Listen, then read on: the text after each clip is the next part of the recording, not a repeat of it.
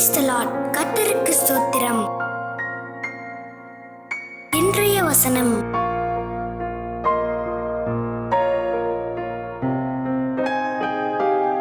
மத்தேயு 19:23 முதல் 26 வசனங்கள்.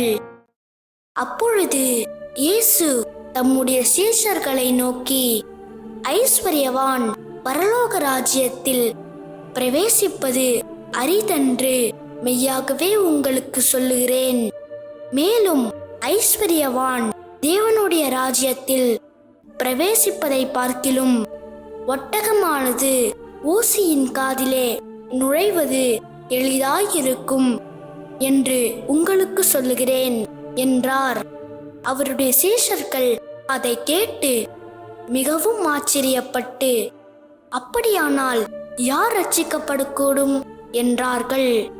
இயேசு அவர்களை பார்த்து, மனுஷரால் இது கூடாததுதான், தேவனாலே எல்லாம் கூடும் என்றார்.